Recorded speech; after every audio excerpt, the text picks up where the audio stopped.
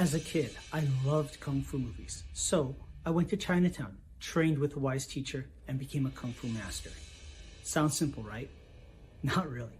My journey, like the study of Kung Fu, was as arduous as it was rewarding, filled with as many secrets as revelations and as much heartache as triumph. It's a defining moment in my life, and while I began studying Kung Fu to learn how to fight, what I discovered was a way to live. Martial arts never came easy to me. I was far from talented, and even farther from being the chosen one. It was only through years of tenacious perseverance that I was able to make steady progress. And so, I was surprised when my master told me that I should teach Kung Fu and share the art outside of Chinatown. I did just that and taught Kung Fu to my own students for 20 years. I always wanted to do more to share the art of Kung Fu with others, but was limited by only being able to teach those within my immediate area. What about the rest of the world? Then one day, I had one of the deepest insights about Kung Fu.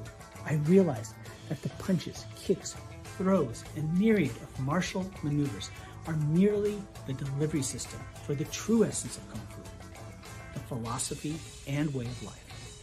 Having worked for years as a professional artist and storyteller in film, animation, video games, and comic books, I realized that I could draw upon this unique skill set to share my passion for Kung Fu with the greater world. And so I created Shadow Ghost, a Kung Fu comic by a Kung Fu master. The first issue is created entirely by myself, from story and art to colors and lettering. Every panel is filled with unprecedented accuracy in its depiction of Kung Fu by a comic book creator who knows from first-hand experience what it means to be a Kung Fu master. Shadow Ghost is a martial arts coming-of-age story about a young man whose search for the truth about a legendary hero leads him to study Kung Fu, and through a twist of fate becomes part of the legend himself. For the first time in comic book history, you can immerse yourself further in each issue with Kung Fu skills technology, powered by Tiger Crane Kung Fu. Scan the QR code at the back of the comic and follow an exclusive link to an online instructional video where I teach you Kung Fu techniques featured in this series. With Kung Fu skills technology, you can do more than just read about the Shadow Ghost saga. You can become a part of it. The first issue is completely finished and ready for print. All that's needed is for you to make a pledge of support so that we can fund the printing of the first issue. Together, we can share the wisdom of Kung Fu with the greater world. Shadow Ghost is the story of Kung Fu.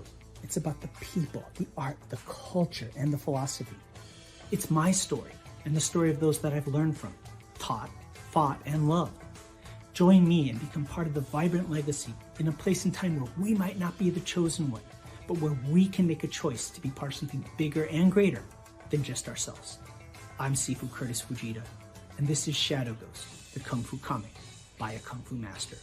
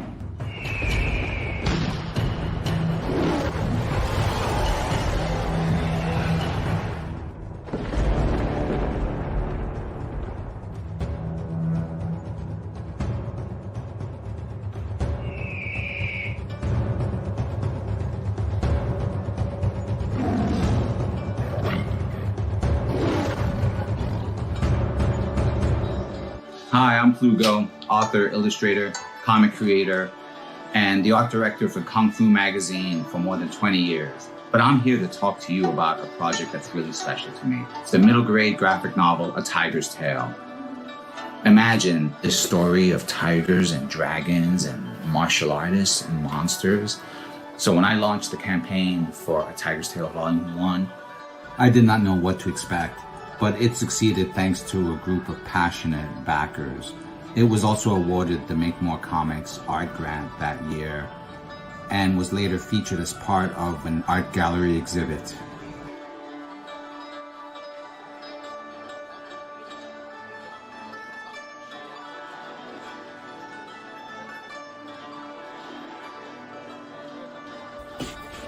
And that's why I'm coming to Kickstarter, to cover production fees, printing, copy editing, things like that. Books completed, with the exception of a few pages I've set aside for color over the course of the campaign. This turned out to be a popular feature of Volume 1's campaign, so I thought I'd bring it back for Volume 2. I think it's going to be great fun for everyone. Hope you'll support the campaign. I'm very excited about it. Thanks for stopping by.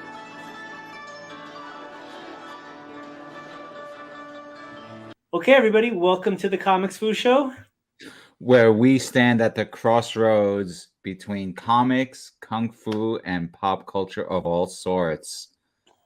Excellent, excellent. Well, I'm Curtis Fujita, and this is Patrick Lugo. Just to introduce myself, I'm a kung fu instructor, comic book creator. My current comic book campaign on Kickstarter is Shadow Ghost #1. It's the kung fu comic by a kung fu master. And Patrick, why don't you tell the folks about yourself? I'm Patrick Lugo. You can find me online as Plugo. I'm an author, illustrator, and comic creator. My most recent graphic novel is Volume 2 of A Tiger's Tale, available on Kickstarter alongside Volume 1. The campaign is just days away of completing. Mm-hmm. Definitely. So we got some exciting stuff going on in this show. We kind of talked about it briefly at the end of the last show last night, but we have an extremely special guest. I mean, I would say probably one of our most highest level kung fu in terms of artistry guests that we've had on, especially this season, and that would be none other than the amazing comic book artist, concept artist, Geof Darrow. Geof Darrow. I mean, you will recognize his visionary artistry in such movies as The Matrix, its many sequels, and something like maybe a movie called Speed Racer you might recognize. Mm-hmm. And that's just naming a couple. Definitely. And his comic book work is just absolutely stunning. I mean, singular work, I would say. Hard-boiled, as well as, recently Shaolin Cowboy, which totally ties into what we do here, comic books and kung fu. But just a phenomenal artist, really great guy. And, spoiler, we recorded this in the wee hours of the evening because he's actually in Europe right now. He's in France. So we had to adjust the timeline. So this is a recorded session, but stick around. You are going to be blown away. He has some phenomenal stories. And, I think we should just get to it, Patrick. I think there's really only so much more we can say without just getting to it and letting everybody have. I totally agree. We stayed up extra late so that we could have that conversation with Geof. So you folks should watch all the amazing little insights he had to offer. Man, they were good. Oh, yeah, it's amazing. So without further ado, Geof Darrow. Patrick, maybe you should make the introductions because you're most familiar with Geof. Certainly. I've been very excited by the opportunity to reconnect with you, Geof, after our illuminating conversation the last time we spoke. And I've been particularly wanting to close that loop by inviting my good friend, Sifu Curtis Fujita, into the conversation so we can get some questions that I know you and I had regarding, some Kung Fu lore and just really kind of create a whole context for what you do with Shaolin Cowboy and how that pertains to how people look at Kung Fu these days. Like when I'm working for Kung Fu Tai Chi magazine and I'm reading many forum posts where people talk about how they started their martial arts journey, reading those 1970s issues of Master of Kung Fu or the black and white Deadly Hands of Kung Fu. And I remember that you probably have crystal clear images of those.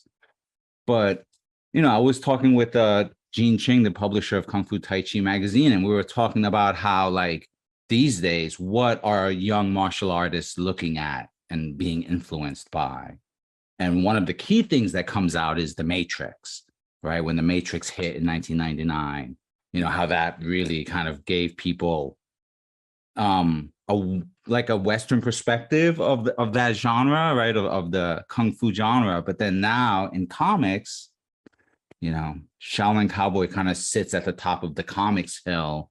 I don't know about that. I think so, because and being in publishing, we keep seeing like how kung fu heroes keep coming back to comics, right? Like, and most recently it's Shang-Chi, and there's a bunch of others, right? Our mutual friend Jerry Ma had his Monkey King comic come out, but then DC Comics also did the Monkey Prince. Yeah. So that's kind of my whole thinking about Dark it. Horse had another book that came out that I thought was really good called Orphan and the Five Demons. That's very nice. Yes, that was James Stucco, yeah, I think. Yeah, very nice, beautifully drawn. That had a very very wuxia. Five Deadly Venoms vibe, because it was like the several. It's the Orphan, and then the 5 beat. Each one's like a different kung fu style. Yeah, I'm still on the hunt for the Choi Hark variant cover. It's kind of a challenge to find, but it's fun to be on the lookout for that cover. Yeah, I have someone that can send you one. Well, I won't even ask. It's the pursuit is what's fun. But I was looking at some of one of the more recent issues, and I was admiring how how you're designing the characters, like not just Shaolin Cowboy. We kind of know, and I think Curtis has some theories as to what how you've come across the design of Shaolin Cowboy. Well, and I don't want to spoil that for him. So maybe I should let him ask you that, or let him propose that theory to you before I ask my question. Well, Patrick and I always talk about these kind of things, and I was wondering if Zatoichi, the blind swordsman, had some influence there. Totally. Yeah. It's one of my favorite characters. Those films were just so. They did so many of them. They had 2 or 3 of them a year, and they're so beautifully directed with such little time, and he's just such a wonderful character, because he's can be very modest and he's extremely vain, and and both things kind of get him into trouble. And I just always love the idea of, and I see that in kung fu, that people underestimate someone that doesn't look like. If you don't look like Arnold Schwarzenegger, then nobody will take you seriously. And in those films, anybody can be somebody that you really shouldn't mess around with. You shouldn't underestimate people. I love the message of that. Well, definitely. I was just talking to somebody the other day about it, and it's like that wholesome kind of vulnerable nature. If you have the martial arts ability, you can hold on to that. If you don't have that in your back pocket, you have to kind of put on the airs that you're somebody more aggressive. And so, being accomplished in your field and in art, is that something that for you had to navigate? I mean, I think there's a big difference between being an artist and being a professional artist. And you seem to be somebody that's able to do both really well. Was that a tough thing to, navigate, or is it something that came natural for you, or do you feel that there's any difference between the two? I've always had a hard time. To this day, I really don't think I'm that accomplished. I think I'm lucky. I mean, I worked very hard at it, but I took such a strange route to get to where I am. In terms of, because I grew up reading comics as a kid, and I wanted to do the superhero stuff. And it was when I discovered martial arts films that I thought it's nice, and European comics as well as Japanese comics, that there was something other than just guys with capes and masks and stuff, and just doing, once again, taking somebody who looks kind of ordinary but who is extraordinary in his or her own way. And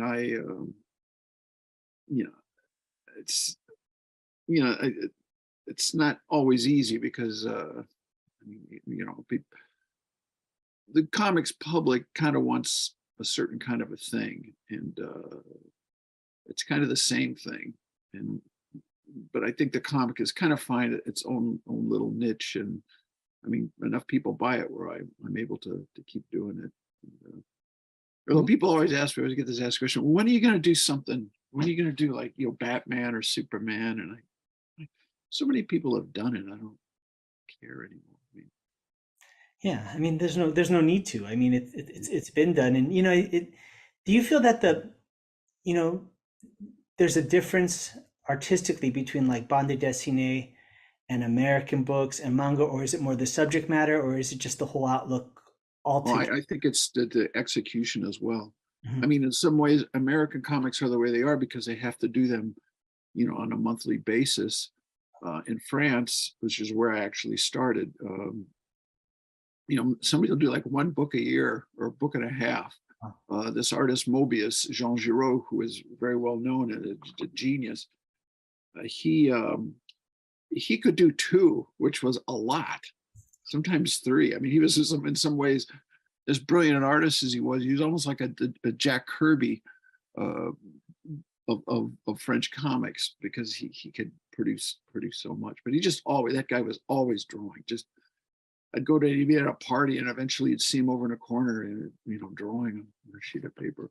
And then in Japan, once again, it's they have to do so much material so fast, and yet it's just of such a high quality. I know they have assistants and such, but still, and it's a different way of storytelling.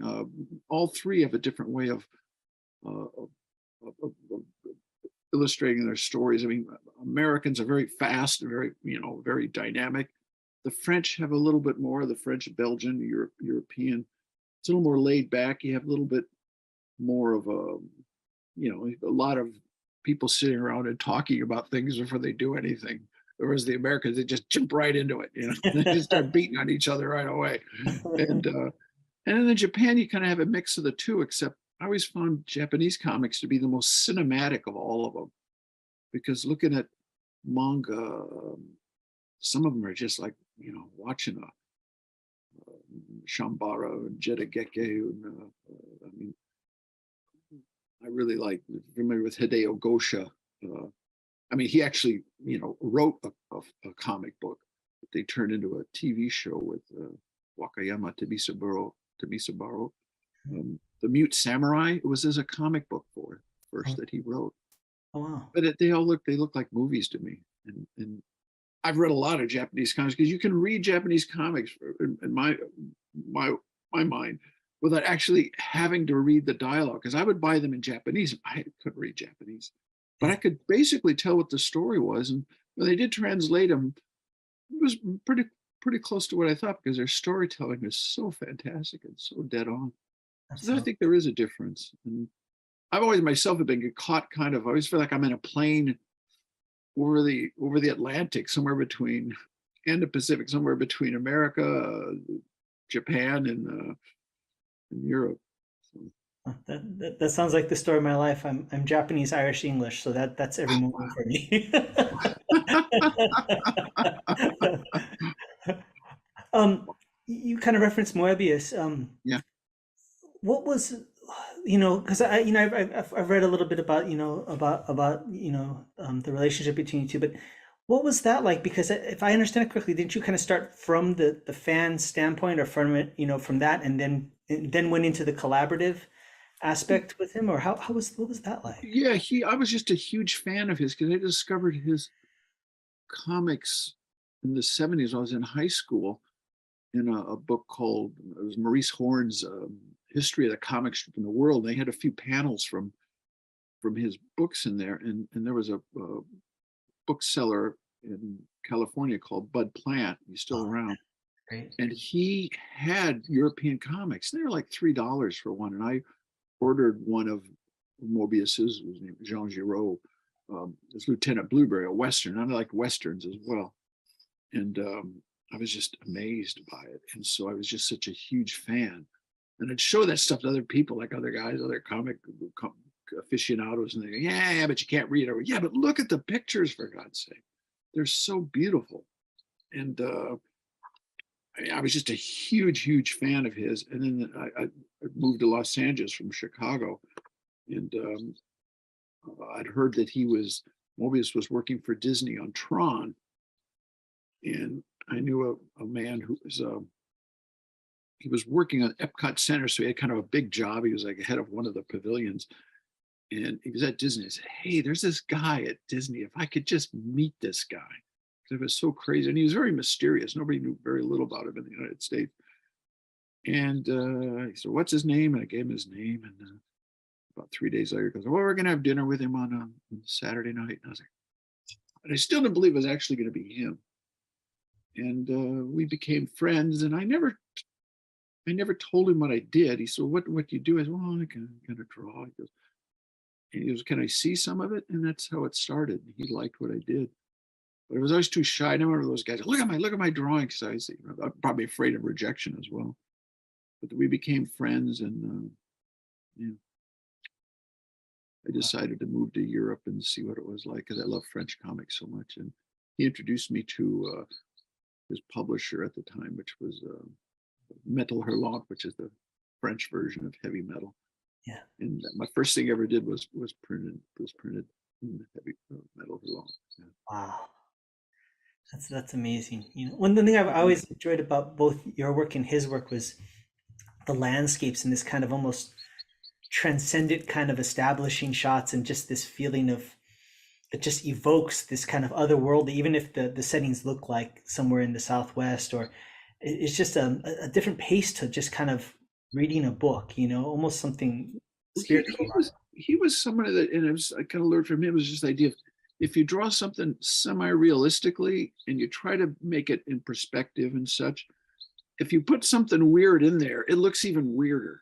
But if you put something weird in front of something weird, it's weird, but it's not as weird as if, like, you got a guy like Mobius would draw some, I don't know, like a little demon creature having a piece of cake in a coffee shop, and everybody else is absolutely realistic. It's like, what the hell's going on in that? Because it's just that one little thing that's out of place and something that everybody can identify with. Yeah. And I always thought that really makes for something even stranger.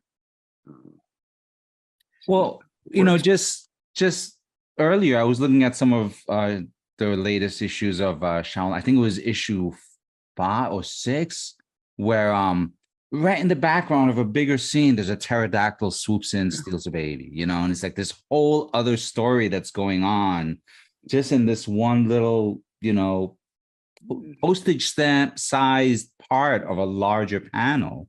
But then that's just happening constantly throughout. The pterodactyl goes through, I think, 3 books. 2 books you can see him carried. I had this whole idea that they were like stealing babies, and but I have all these little backstories in my head that I know. I'm really pleased and surprised that you noticed that, because it's. I think the backgrounds in my comics are almost as important or more so than what's going on in the foreground, because I think of backgrounds as being like another character.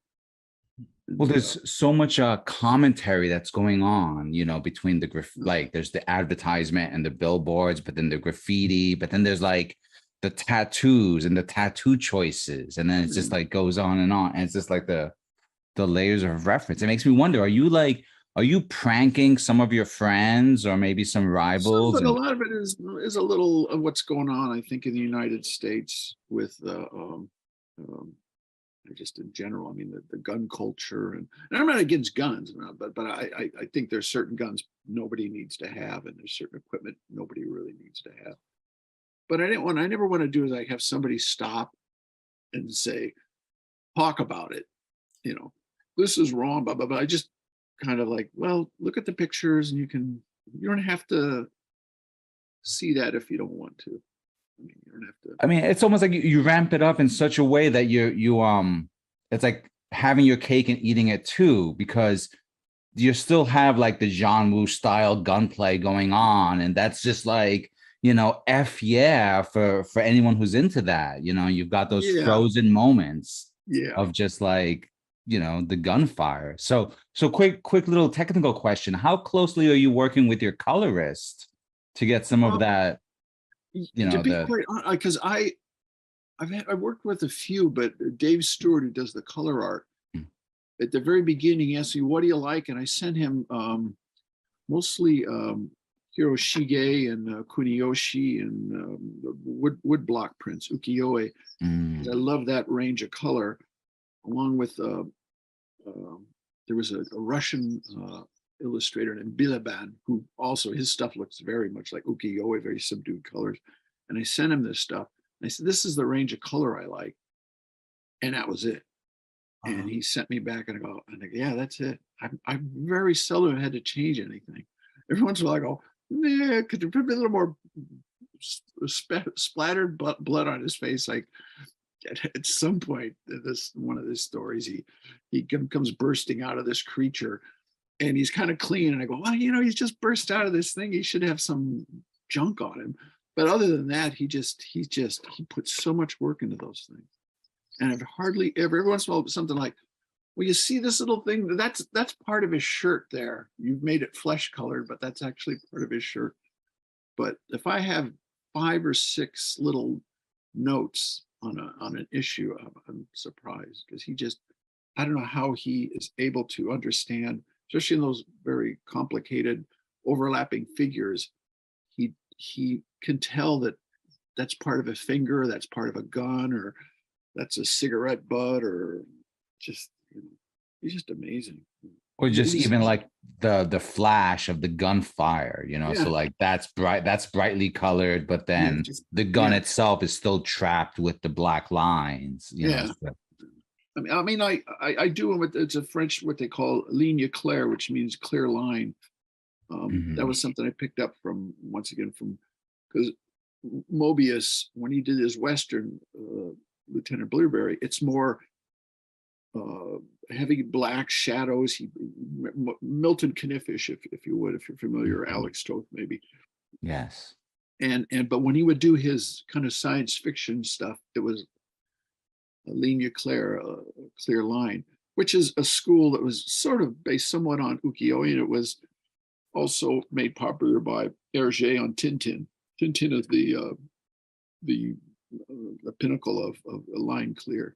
It's all just, just a line. But you got to kind of, I mean, some of the, you can't hide a lot with that. You got to, if you make a mistakes in line clear, it's pretty evident. One thing I was going to ask you is, I feel like you have a very singular style, like we know when we're looking at one of your pieces of art, but you also have a lot of collaborations too. And I'm just curious if that was ever a challenge, navigating, having your methodology, your look, your distinctiveness, but also being able to collaborate with people like Frank Miller and other people, and kind of, what was it like navigating that aspect of things, or did it just come natural? Well, I think you could probably ask them. I think for them it was probably very difficult, because I'm very insecure, and I would never show anybody anything until it was done, because I thought if I show it to them and they don't like it, or they make some kind of, I'm not going to be able to finish it because I'll feel like I did a bad job. So I was working with Frank, I think I'd do 10 or 15 pages before I'd show him anything. And I remember later he'd tell me that he was like, he changed the story because he said it wasn't the way he kind of expected it, or like I did this thing called Hard Boiled, and originally it was about this guy. He was like a cyborg. He had some mechanical parts, but I drew such crazy stuff. He said that there's no way a human being could survive, so he turned him into a robot. Wow. But I'd watch those. I discovered John Woo, and those John Woo films. For the first time I ever was in American films, if you get shot a certain way, the character's doomed. But in a John Woo film, unless you get a bullet right in the head, and then they're still standing at the end. I mean, at the end of, I think it was Better Tomorrow 2, they've all been shot to hell, and they go, "Oh, let's go home, let's go get a beer or something." I mean, I'm just like, and so I thought, well, I was very influenced by that. So, well, what the heck? I mean, who cares? It's just a comic book anyway. And but somebody, because Frank would be like, well, I don't know how you could survive something like that. I said, well, Frank, it's a comic book, who cares? I mean, if they're going to buy into, I was like, if you buy into Superman or Batman, I mean, I don't know why suddenly this would send up a red flag in terms of reality. Yeah. What do they call that? Valley of disbelief, or suspension? Yeah, suspension. Yeah. Even I heard Guillermo del Toro talk about it, and he said that if you write a book about a guy who can turn people into chocolate, either you buy it or you don't. Yeah. And if you're not into it, then you're not going to like it. But so if they're not into it on the first page, then chances are you're not going to convince them 20 pages into it. So Yeah. I mean, like comic books, things happen. They're just totally impossible. But that comes from after John Woo. I'd always watched martial arts films, but especially the Choi Hark films. Great films. When you had it's like, oh my God, I just would love that.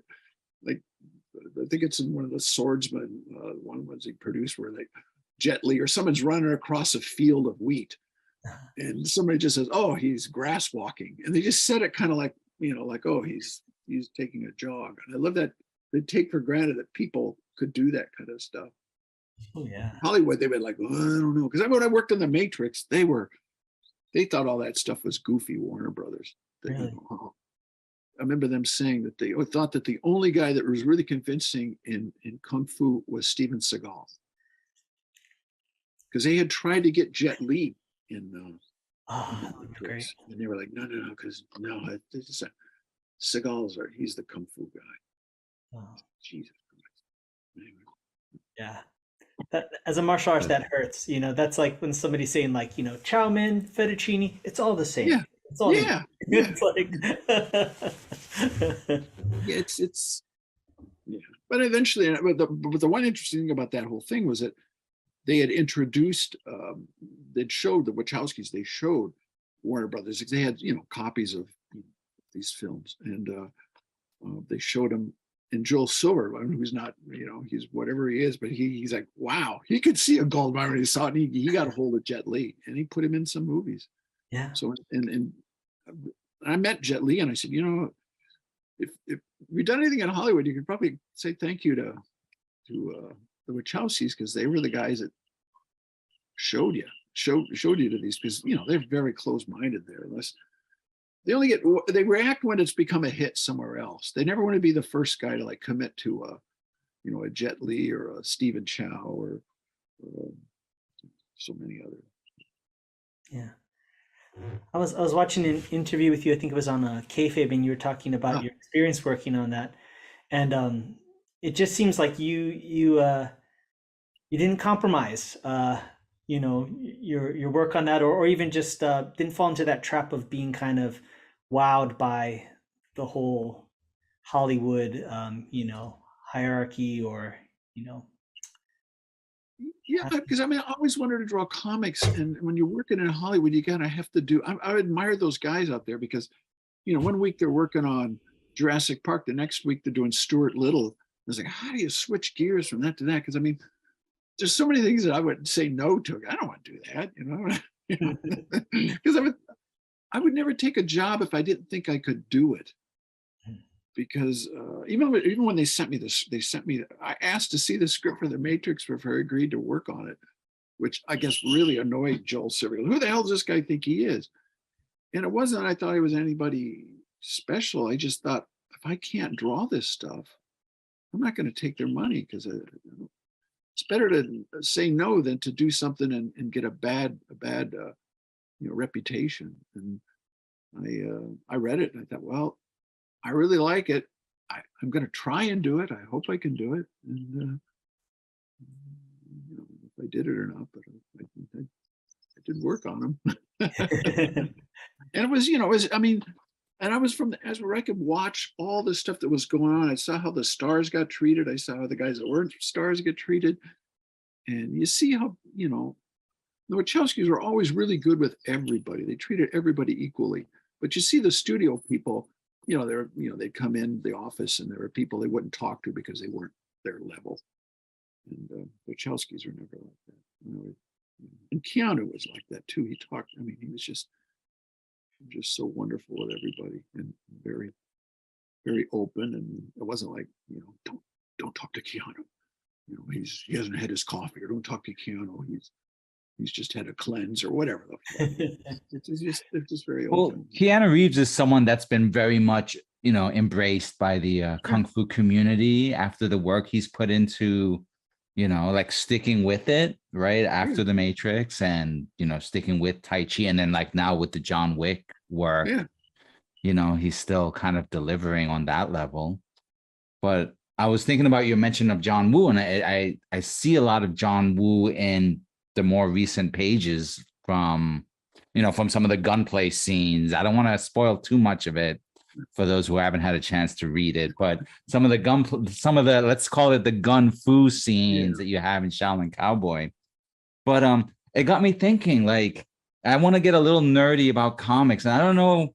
I'm making the assumption that that it's not all just intuition for you, right? So I'm wondering, like, what you think, do you decide when you want to have scenes that are just like one frozen moment and all the details are happening, versus when you want to like break it down panel, like, okay, now I need to do a few panels to really show like a detail or an exchange. Well, I don't, I don't know. I kind of I just kind of lay it out very loosely.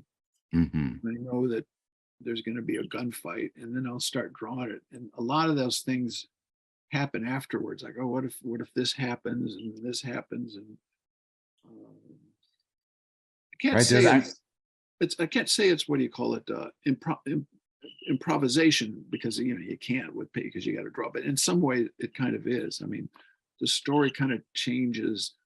Well, what if this guy had this ability and that he didn't have at the very beginning? If that makes any sense.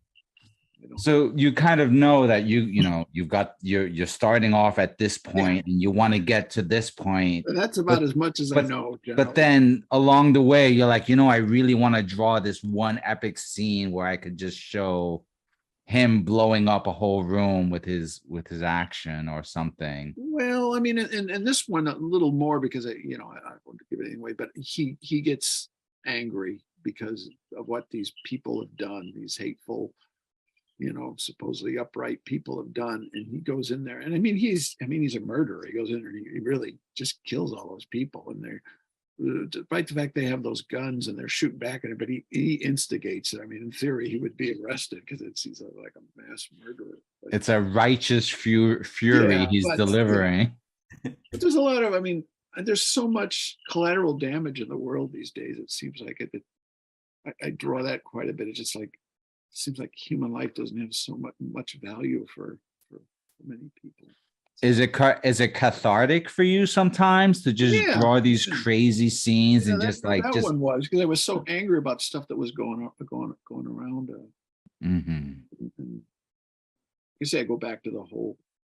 I often wonder if it had been misconstrued as I'm embracing that culture. The gun culture. I maybe it's hypocritical because I draw it, but I think it's really ridiculous. I mean, I just don't believe people have said it before need to have semi-automatic weapons. I mean, I don't know if it's because people watch Walking Dead too often and they think that well, eventually zombie apocalypse is going to come and I want to be prepared. I mean, even when I think of that you never hear about, or very rarely, of somebody in one of those situations where there's a mass shooting, someone pulls a gun out and drops him before something happens, except for that young man in Monterey Park that Yeah. rushed after. Holy shit, man! Yeah. Wow. I mean, if that guy, I don't know if they give a Congressional Medal of Honor for something, but if somebody deserves one for that, he does, because holy cow. I mean, that was something. And he didn't have a gun. And I'm not saying that, but wow, he saved a lot of lives. Yeah. But that's so rare. It was such a, it's kind of a, it was a horrible thing, but that was just so amazing, kind of uplifting to see, yeah, some guy, a guy no one would expect did the right thing. You started out in animation, if I'm correct, to some degree. Did that inform the way that you do comic books, or do you kind of view, or just even the work ethic alone, or was that just a separate thing, or how did that affect you moving into the comic book Well, medium? it did, because I watched all these Hanna-Barbera cartoons, and I always thought they were always kind of, some of them, the earlier ones, were really good, but the ones they were doing when I went to work there were pretty bad, I thought. and that anybody can get a job at this place. So they didn't even hire a schmuck like me. And when I got in there, there were so many great artists. And it's just a matter of money and time. And I learned that even though they might not look great, there's a certain ability to draw you have to have, which is to think in 3-dimension and think in perspective and think in action. And that helped me a lot, because my boss was like, he wanted to fire me every week because, oh, you didn't, did you go to school? I go, yeah. No, you didn't learn much. You got a lot to learn. Wow. Every day was horrible. I felt so horrible about myself, but it forced me to work at it. And I would watch these guys, because I mean, they had so many. They had Jack Kirby was there, and Carmen Infantino, and there was Alex Nino. They had brought in a lot of artists from the Philippines, and hardly any of it made it onto the screen. But them there, you'd see them drawing these layouts and such that, that sent to Taiwan, because they had it was called Cuckoo's Nest, I think they called it, was the animation company that Hanna-Barbera set up, and they did all the animation. And it was just, they had to turn it over so fast. It's just had so much money. But the preliminary stuff, the backgrounds, all that stuff were just really, really amazing. So that helped me a lot. That, and the whole idea that in animation, if you think you've pushed something to its farthest, you push it one beat more. And that's what I see, like in Chinese films and Japanese films. They do that a lot. America kind of has a tendency to kind of like back off, kind of like, yeah. It's like, I love it. So there's anything goes. I mean, you got a little bit more of that, I think, now in American films, because of the influence of all these cultures. But you just push it a little bit further. Definitely. I think there was a certain charm in the Hong Kong action films in the early 90s, mid 90s, that I just feel like that magic just kind of dissipated. Like as soon as they started getting the CG and started trying to do things that way, I feel like it lost that charm. I mean, you could see the wires, you could see a lot of the fake stuff, but there was a charm to those movies. And my friends and I always talk about that you just can't recapture that period of films, I mean, I still really, I mean, I think Stephen Chow, the Shaolin Soccer and also from here, just, I don't know, they just make me smile every time, because I just love the whole idea of, in his movies, it's all over the map in terms of, you just can't do in the US. It's got either it's dramatic or it's funny, and he would have both. And his stuff, he makes me. I always think of his Kung Fu Hustle, and almost as though like there's a missing sequel out there. Like, it was so rich with so many characters, and the way the story just jumped forward, like there's almost another movie out there to be told, or another story. Like the way he says he's got a sequel that he wants to do, but not with him in it. I mean, all of his movies, like that mermaid movie that he made, it's just so weird. It's funny and weird, and it's like that thing is all over the map, and you just can't do that in most films. It's like, no, what is it? It's neither fish nor fowl. And he doesn't seem to care, and it seems to work. Yeah. One thing I always love about your action is it's like it just hits you. It hits me so strongly in so many ways. Like at one point it's so visceral and so violent, but there's almost, it crosses the border, to me at least a little bit, almost to like a slight bit of humor. And then there's this grace and this beauty to like I was looking at Shaolin Cowboy, and there was a sequence where he was, just massacring this group of people, and the blood was just like this line tracing the movement through the whole thing. And it was like, it was all those things at once. Is that something intentional? Is that something that you strive for, or is, I'm pleased or touched that you noticed that. Yeah, I do. I think it's that stuff I draw is just really goofy, and I mean it's just so over the top. It's kind of, I think it's hard to take seriously. I mean, I've seen other things that people do, and it kind of makes me, because there seems to be some joy in it. I don't know, in which shouldn't be there. And yeah, I say that, but I mean, you know, I draw that stuff where, but it's just, to me, it's so goofy because my wife really does not like violent stuff. But she might be one, but she's just lying to me, but she finds that stuff that I draw, it doesn't bother her.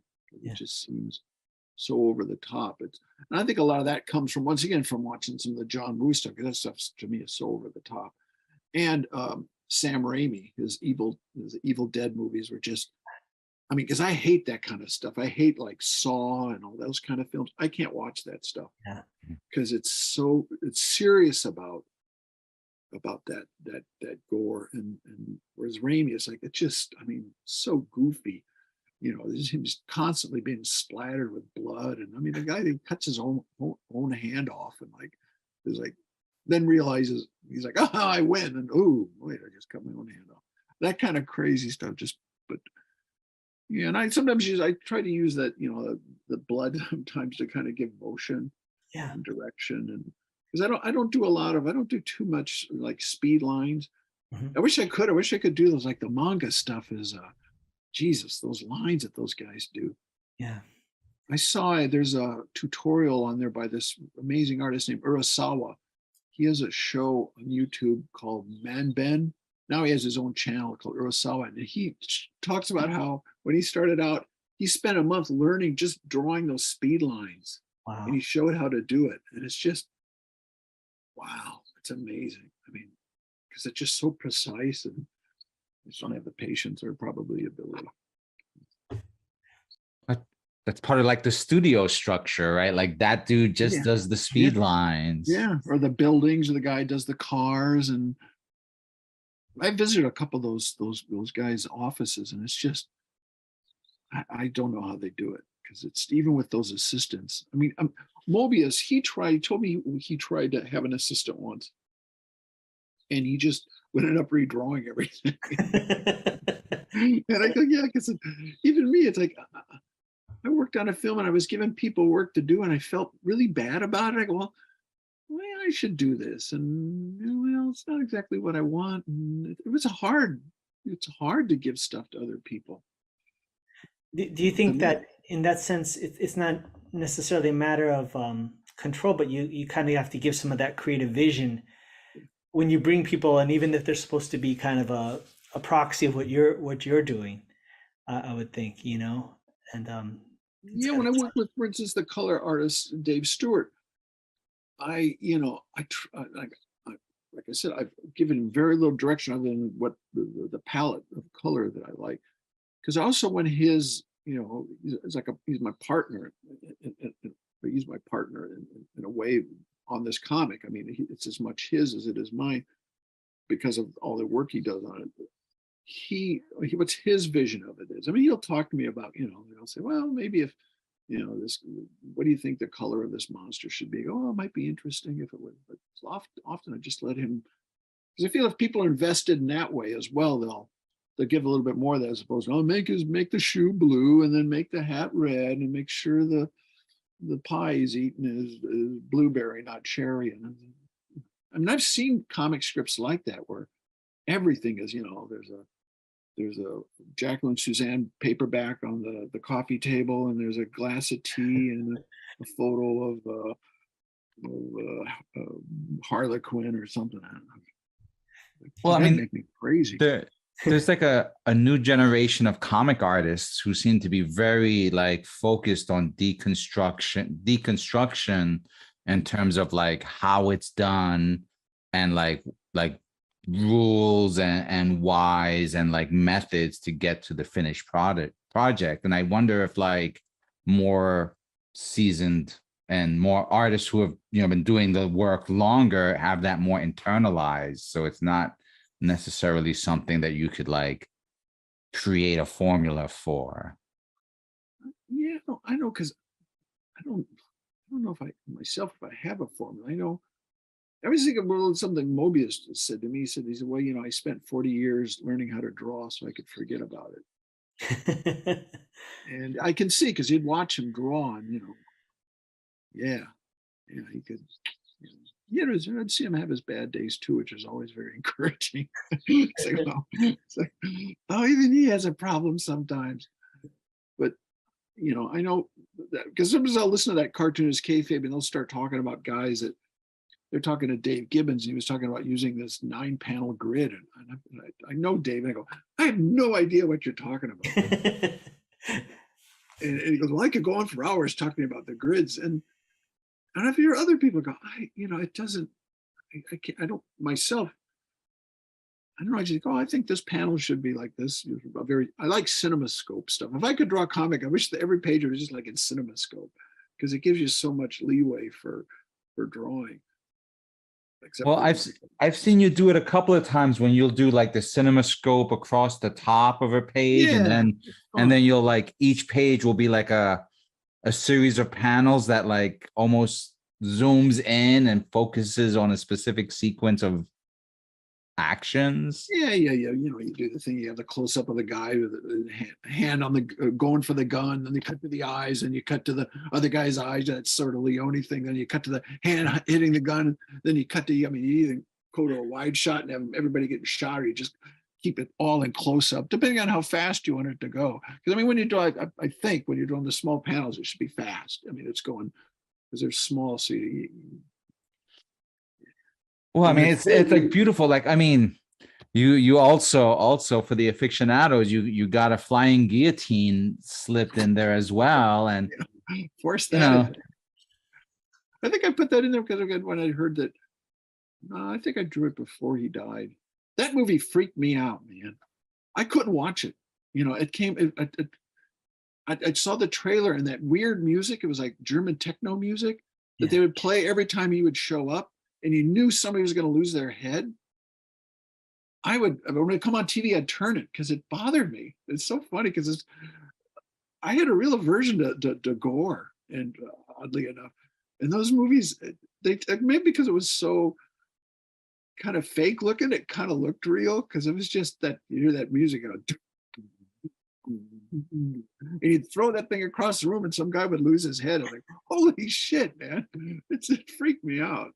A lot of those, like I remember seeing the poster for Five Fingers of Death. I was young enough. I'm old enough to have been when that, the whole kung fu explosion hit the United States. And he's got the eyeballs on his fingers. And I go, I don't want to see that. I'd seen the Kurosawa stuff and I was really into that.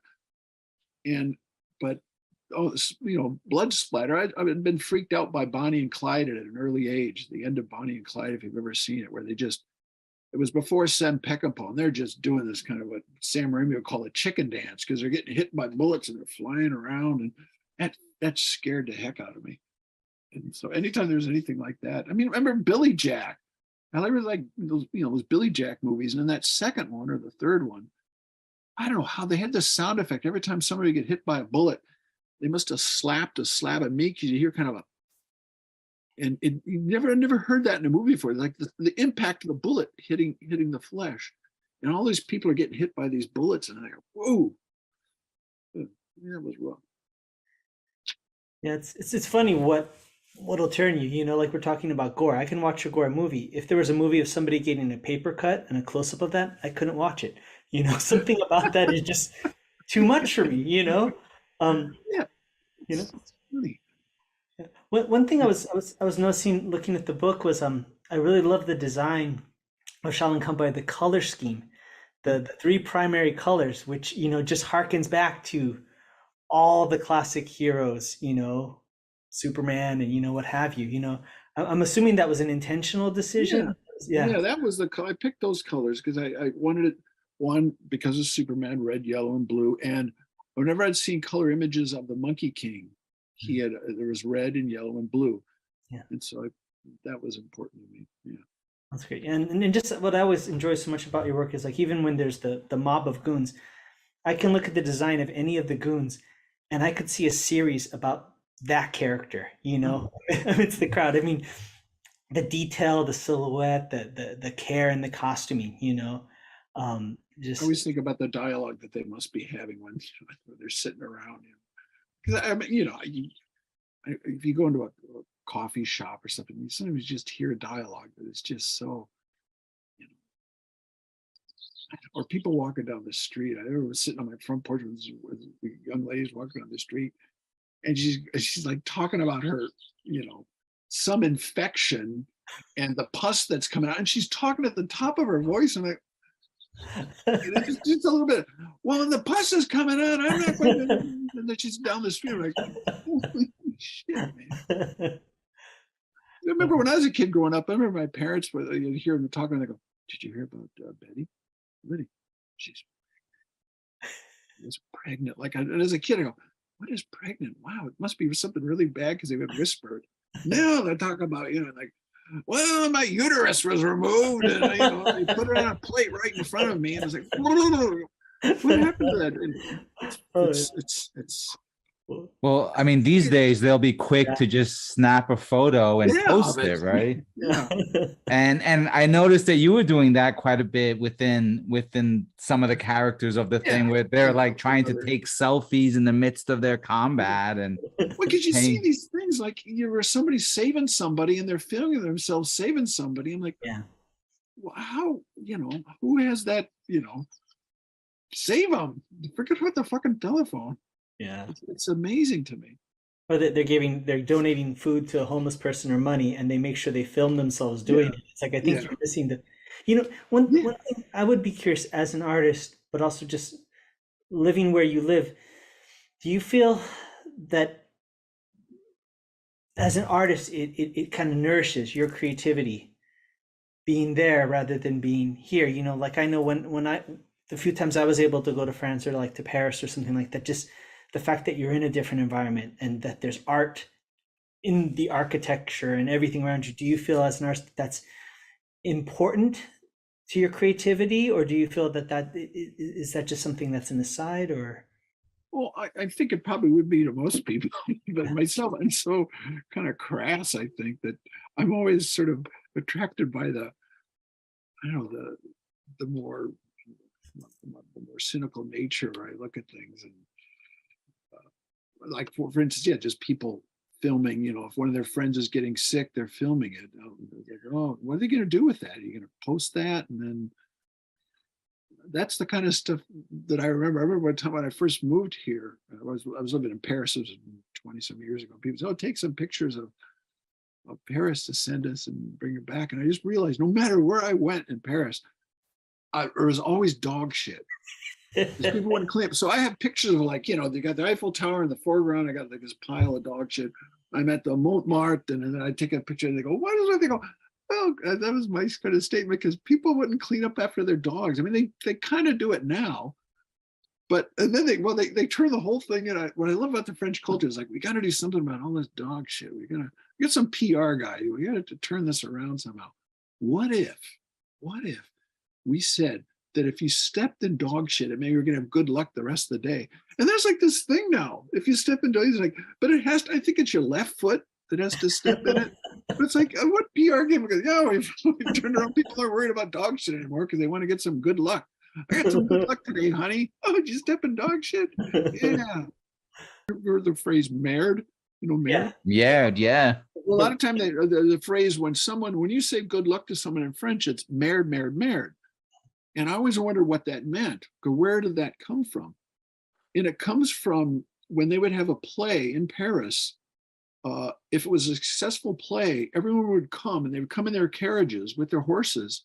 And if there's a lot of horse shit in front of the theater, that meant you had a success. So you'd wish everyone shit, which is so fucking crazy. The signal once again is like, let's turn this, this sow's ear into the silk purse. That's brilliant. Now the story behind "Merde." Yeah, there you go. I've only ever been to Paris once, and I was amazed at how ornate the crosswalk buttons were. Yeah. Not that anybody pays attention to them. You really have to be careful now, because everybody's on. I'll see guys, jump onto the sidewalk on their motorcycles. I mean, really, because the traffic will be so bad. And you get a lot of people on these electric scooters, and they're going pretty fast. And I've seen them hit people, and it's a little out of control. But that's rough.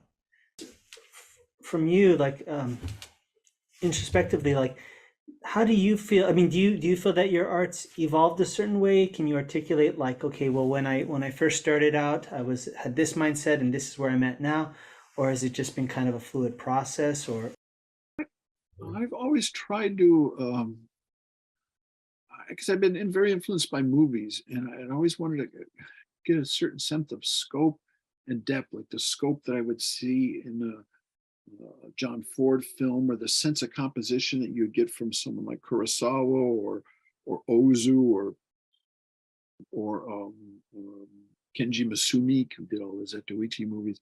And I always sort of like tried to figure out if I could get that into my compositions, which like overlapping things, so you get a sense of depth of foreground, middle ground, and background. And that was really hard. It's really hard to do, and it's also sometimes you'll draw something and you think, oh yeah, but if there was like a hand coming in front of it, it'd create all this kind of neat depth.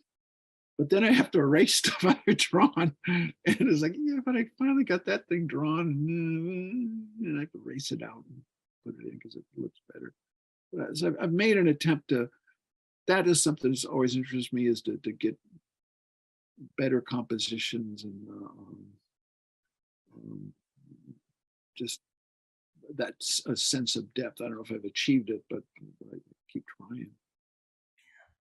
It seems like, looking at some of the fight sequences of the more recent, chapters of Cruel to Be Kin, it seems, are you like, do you map out like the scenario? Like there's a sequence that takes place indoors, and are you like mapping it out and then drawing it, or do you just like have that in your head and just? No, I do layouts, really loose layouts of, what the perspective and the composition will be, and I mean, I don't, draw out, like details and such. It's just like very geometric blocking. I guess within the films would say I block this shot.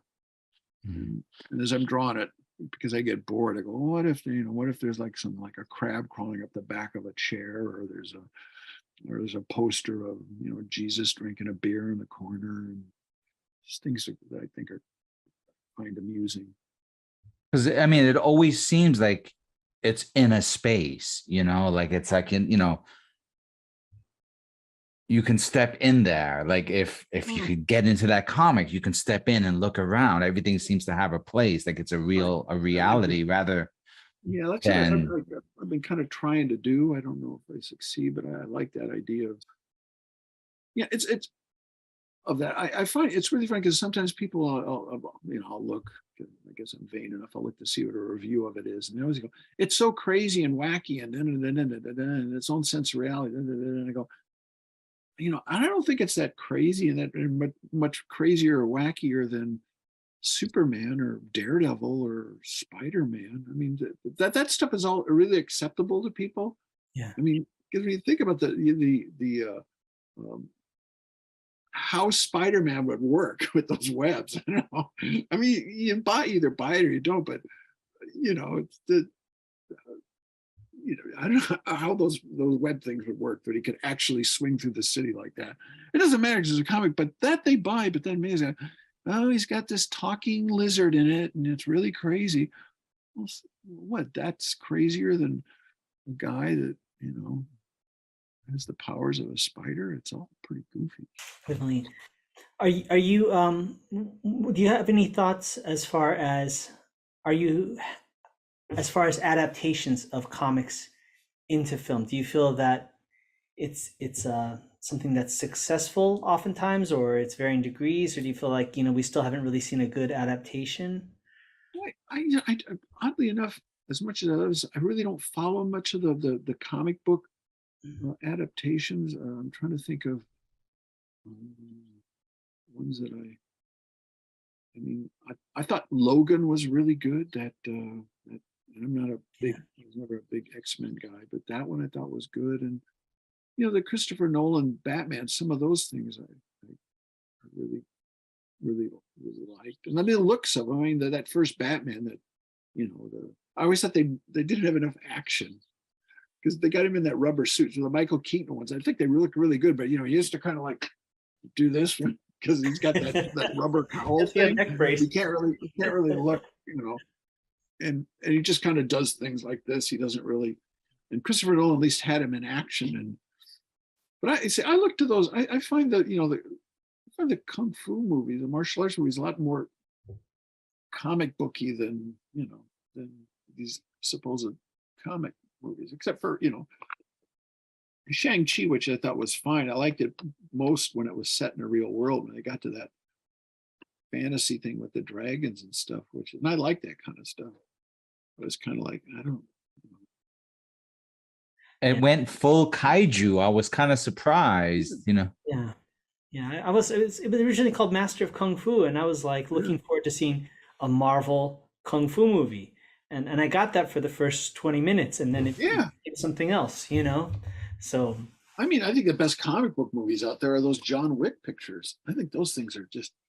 I mean, I think it was Lana Wachowski said that she hit her nail on the head. They're kind of like modern spaghetti westerns too. They're just, I mean, they're just unapologetic, and they're just, I mean, they're really brutal. I mean, but gosh, they're great. I really like an Indonesian director named Timo.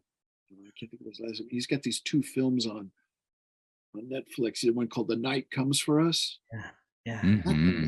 Holy smokes. And the other one, Kill Shot or Headshot, is it? I can't remember. I can't remember. Bullet to the head, is it?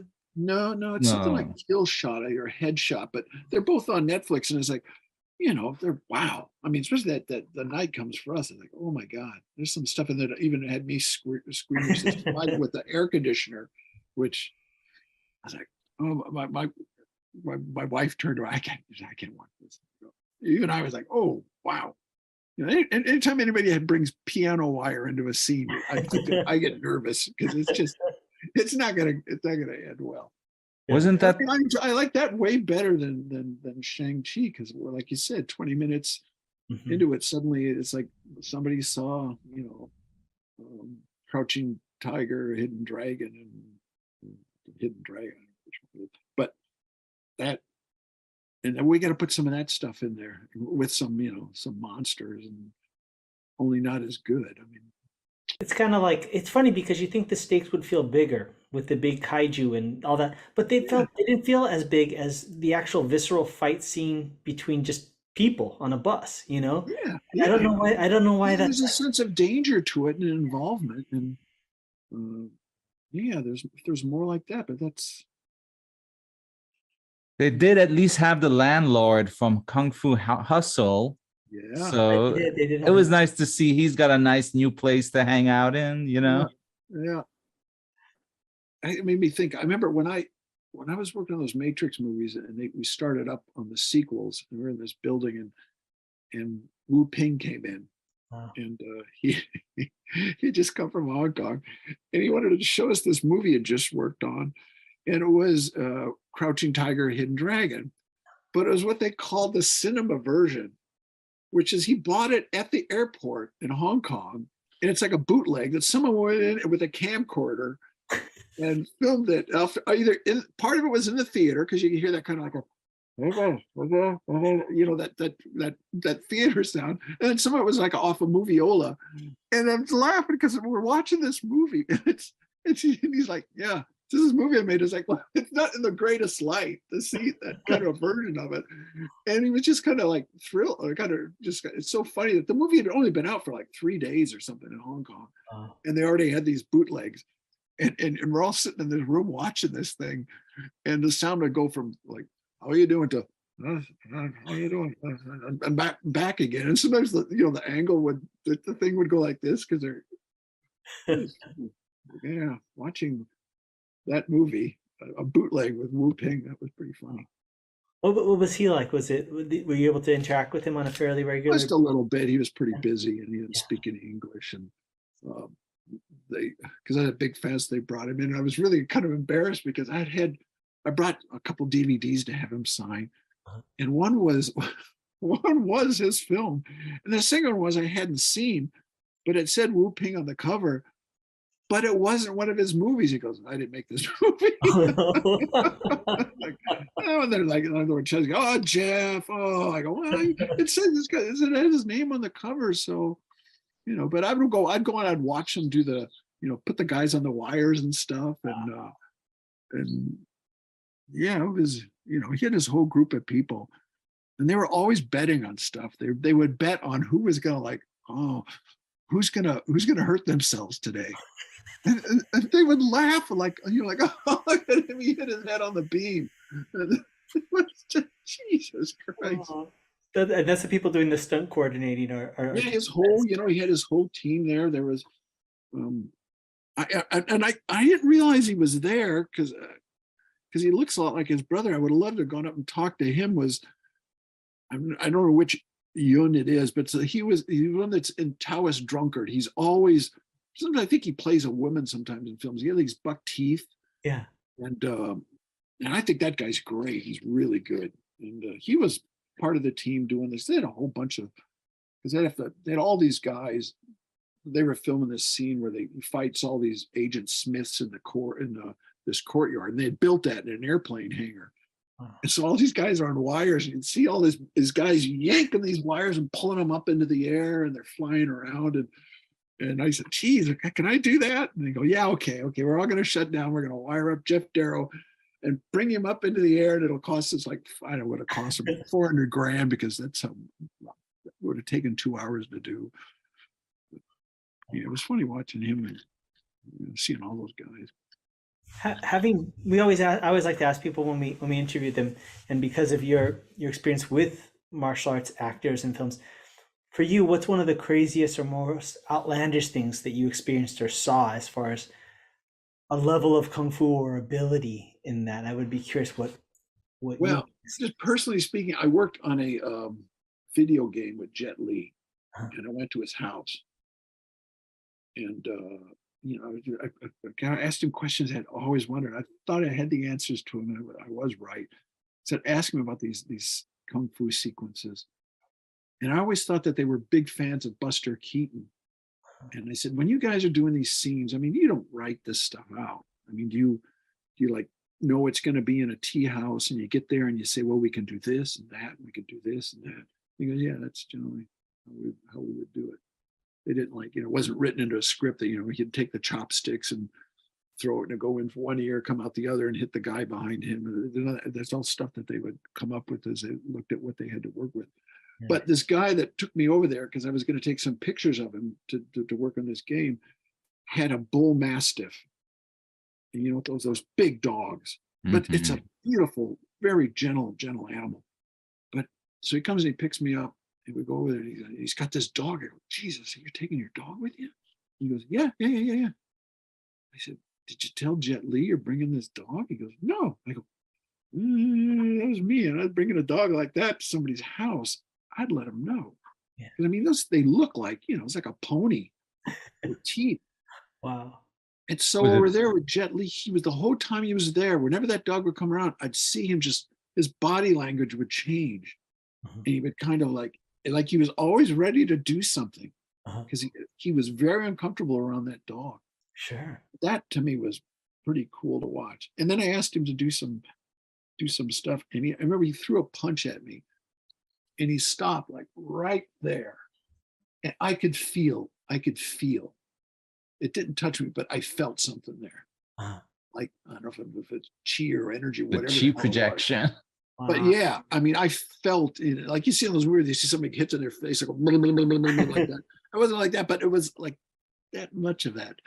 And it was just, he was so fast. Wow. And I always thought, I thought, well, I'd like you to do a pose. And I thought he would just, you just go like this, and you'd do a pose. But he would go through the whole movement to stop there. Wow. It was so every time. Like, well, can you give me the kick thing? And he would do the whole thing and then stop at that point. I was like, wow. That was very enlightening. That's amazing. Was that the Rise to Honor game? Was that the I don't know if it ever came out. It was, I don't know. I think it kind of fell apart. He was living in Monterey Park, because they had that whole migration of people leaving Hong Kong because they were afraid that, when it turned over to, this was like 1999 or 2000, 2001, Yeah. that they would, and he just had a baby. This beautiful house. Very, very, very nice guy. And they were going to have him in the Matrix sequels, but he wanted way too much money. Yeah. And I think they got what's his name? Colin Chow. Oh, that's right. Yeah. Yeah, he was really nice. Was it different? When you first were working on the first Matrix movie, was it different than coming back? Because when it first was about to come out, there was no expectation of what it was going to be. And then it comes out, skyrockets, and now you're coming back to it with this kind of new perspective. Did that change anything for you and Steve Skroce working, on the art and the concept art, or was it just kind of back to the plan like before? Or yeah, just kind of back to the plan, because we had become very close with them, and I was just trying to draw what they wanted, and I'd ask them questions, and Steve, God, that guy, amazing artist. I think he storyboarded 70% of those pictures. really? It's just so sad that they've never printed all his boards, because he was doing, like, for every one page of storyboards that other people would do, he'd do like 10. Really? And they're really beautiful. And I did very little boarding on it. I boarded one sequence in the first one, the subway fight. I did work on that. And I did the first take on bullet time. Really? But generally I was doing the concept stuff.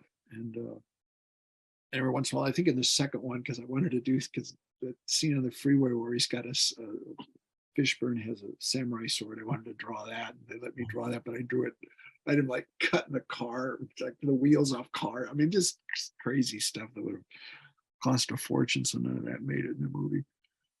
But we just did it, and I was just really concerned that I wouldn't disappoint him, because they'd been so nice to me, and I just wanted to do as good a job as I could. And it was really interesting, because I got to see a movie from beginning to end. I'd go out and watch them film, and I went on the press junkets, and I saw all the pros and cons of movies. Was there a particular image that you had worked on that you were you delivered and were always like, oh, I wish I had spent a little more time, but then when you see it, realize that surpasses what you initially hoped it would achieve? Yeah, I never thought they'd use anything that I did, to be quite honest, because I thought they'd hire me and they'd turn it over to a professional, and he would turn it into something. And they had always said to me, they said, if this movie ever gets made, because it really almost never got made, and if it wasn't for Keanu, it never would have been made. He was the linchpin that got them the budget. He was the one. Yeah, exactly. Because there were a lot of guys. They talked to Leonardo DiCaprio, and at one point it was going to be David Duchovny as Neo. Really? Wow. But they were going to make this X-Files movie, and it was going to go about the same time as the Matrix movie. And he said, "Well, I'm committed to but the talk was always, the thought at the time was that he was using the Matrix thing to force Fox to give him more money for the X-Files film."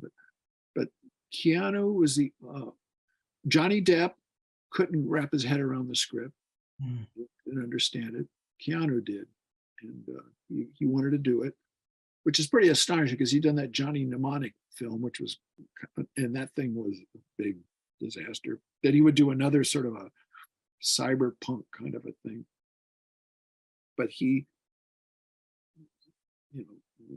and then they, like I said, I never thought that they'd use any of my stuff. And they said, well, if this movie ever gets made, people will know what you did. And I remember going to the premiere, and I'm sitting there I'm on the same aisle with the Wachowskis. And the first thing that I drew, I saw it on the screen. And I was like, oh my God, they actually did what I drew. Wow. And I remember I kind of looked over at them, and they're already looking at me, and they're smiling. They're shaking. Like, yeah, see, told you. And wow, they actually did use that stuff that I did. Wow. It was very, I just felt so proud. It was an amazing experience. That's excellent. That's amazing. A lot of neat people. I mean, a lot of nice people in that picture. And it was a nice set because they were, like I say, they were very good to everybody. And everybody felt that they were contributing as opposed to, you know, just some. I mean, I've worked in other movies where it's just, you don't even talk to the director.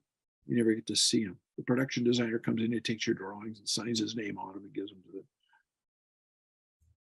Yeah. I never really cared about. I mean, they paid me money and I got to draw something neat. Is there a project that you'd want to, like, you know, jump on if you heard rumor of it? You know, George Miller, if he did George Miller, if he had him, and I talk because I'm friends with Choi Hark. I like to work with him because he's a he can really draw, that guy. He's drawn comics. He's a big comic book fan, and we talk back and forth. And, you know, so would he be your preferred director for a Shaolin Cowboy movie? Yeah, I like him. I mean, there's a lot, you know, there's just a lot of guys that, I mean, you know, it's just such a, you know, goofy thing. I don't think anybody would ever. Oh, I don't know. I think a line would quickly form of directors who'd wanna but take a stab at it. Yeah. I mean, you know, the funny thing is, and we talk about this, is I worried about drawing this comic, and I can ask you this about this whole thing of a cultural appropriation, because I'm worried about, you know, I'm this goofy white guy from Iowa that, I mean, I really don't know that much about martial arts except what I've, you know, some books I've read and and it worried me that is someone going to come out and say, how come you're drawing this? You shouldn't be doing this. But, you know, I've talked to people, my Asian friends, I don't say it that way, but they all seem it's okay, but that worries me a bit. I just wondered you guys' take on that. I don't think there's anything wrong. I mean, you're asking somebody who's I have a Japanese last name, and I became a kung fu instructor. You know, so you know, and you know the dilemma between those two groups. Yeah. I think the biggest thing is that it's all about intent. You know, which place if it's somebody that's there to capitalize on a culture and just kind of appropriate it just for their own things, but if it's somebody that genuinely loves it and is passionate about it, which is so evident in your work. I mean, you are not going to put that amount of work and passion to something if it doesn't mean anything to you. Then you're doing it justice, you know. And your ethnicity is completely irrelevant to the whole situation, you know, because you're dedicating your life to this thing, you know. I mean, you know, I can only imagine the amount of work that you put in, and it's just, you know, there should be no reservations or qualms about the fact that you're doing it. I think you're uplifting everything by doing it, and you can just see you care about it. Yeah, I do. I mean, I love this stuff. I mean, it comes through in the work, right? Like, I think like the Shaolin Cowboy is like the comic creators comic, you know, it's like the people who really are into like the craft will look at it and want to see it, you know, and pour over it and look for that pterodactyl that's in the background, right? But then, you know, talking with you and to see that there's like the flying guillotine hat, you know, like the Billy Jack, like you're peppering your work with all of the signifiers that show that you've put the time in to know that stuff, right? And I mean, we know that kung fu means, right, hard work over a long period of time. So you've done it, and then you're showing it to the people who have eyes to see it, right? And there are people who are just gonna gloss over it, and then there are people who might like those folks who want to show up and test their kung fu in a kung fu school, right? They're gonna show up wanting a little bit of that to begin with. So those guys you have to ignore or you have to deal with, right? But in terms of like the work that you do, I mean, once a person looks past the initial, oh, this is too violent, and then they start seeing that there's the satire, and then they start seeing that there's all of those references, I mean, I think it just transcends. I think that's why has had the staying power. And that's why people who are into it, know it. Like instantly say, oh yeah, the Billy Jack reference or the Zautuichi reference, and so it's like it communicates the knowledge like in that underlayer. Well, I think one of the neatest things that I learned is, because I grew up thinking kung fu it means martial arts, it means fighting, and this one when I found out that it's just about skill, it's about if you're a singer, you're a great singer, that's great kung fu. Yeah. And if I'm not misunderstanding it, Mhm. which No, I you're- think is really, really beautiful. Like if you're a great cook, that's why you see these like kung fu and cooks. It's like, well, what do those two things have to do with each other? But kung fu plumber. I mean, any of it. I mean, it's like, yeah, it's in a dedication and to craft and trying to do something as best you can. You can have good kung fu at kung fu, if that's better pronunciation. Definitely.